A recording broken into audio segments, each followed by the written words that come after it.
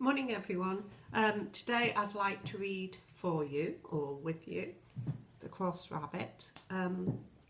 It's a Nick Butterworth book, and I think it's probably one that you've read before, possibly, but hopefully it's one that you will happily listen to and share again.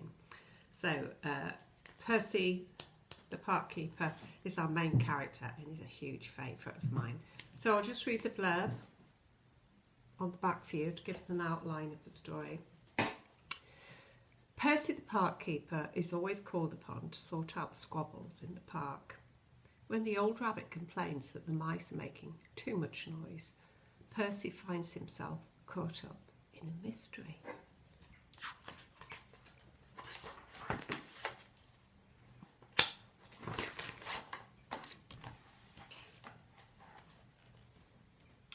It was a bright, cold winter's day.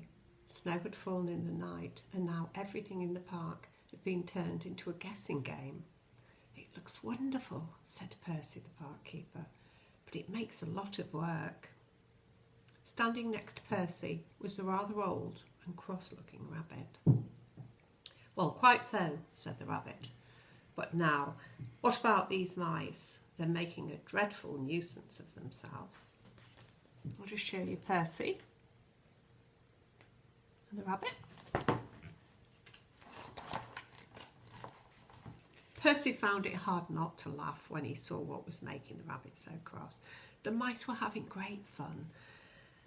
Percy began to chuckle, but quickly turned the chuckle into a cough. After all, this was no fun for an old rabbit who only wanted to curl up and sleep all through the winter. I'll let you see the mice, children. There's Percy. There are the mice. Having fun as we all do when it snows. "Now come along, mice," said Percy. "You must go and play somewhere else. Try to stay out of mischief." The mice looked very disappointed. Slowly they walked away, dragging their toboggans. Toboggans is another word for sledges, children. Behind them. The old rabbit said thank you to Percy, and then disappeared into his burrow. So I just want you to look at this, children. Oh, it's really hard because it's a tiny, tiny picture. But if they're dragging their toboggans behind them, I hope you can see that their toboggans or sledges are actually leaves. Yeah, very tiny, obviously. Percy got on with clearing the snow. It was hot work even in the cold weather. First he took off his cap, then his scarf, and then even his gloves. Percy worked hard all morning. He mopped his brow again and again and looked at his work. "Very good," he said to himself. "I think I deserve a spot of lunch." So here's Percy. As he gets hotter and hotter doing his hard work even in the cold weather, he starts to take off bits and pieces. And this is what Percy's been working at, making a path through the snow. He does deserve a spot of lunch, doesn't he? Percy reached for his bag and pulled out a flask.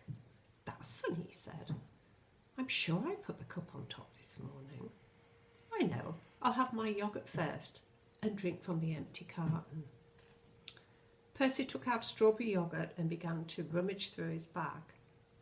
"That's odd," he said. "No spoon. There he is.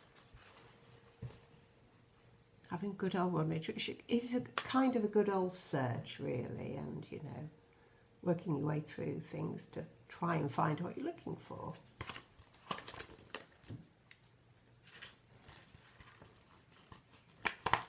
It was a strange lunch.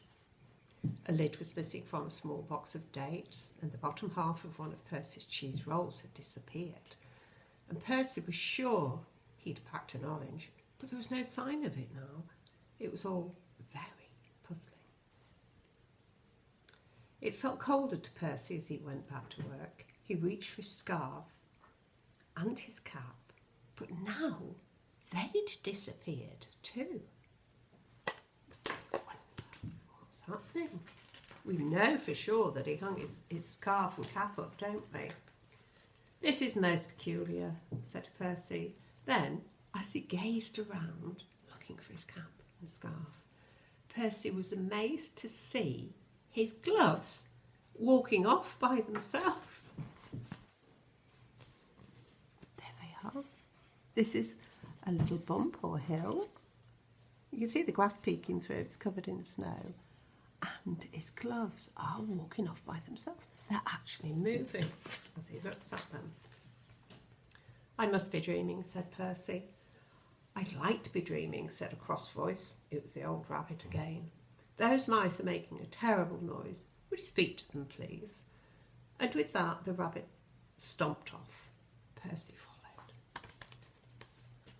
Percy's looking really puzzled, isn't he? Can you see? As you would if you saw gloves moving by themselves.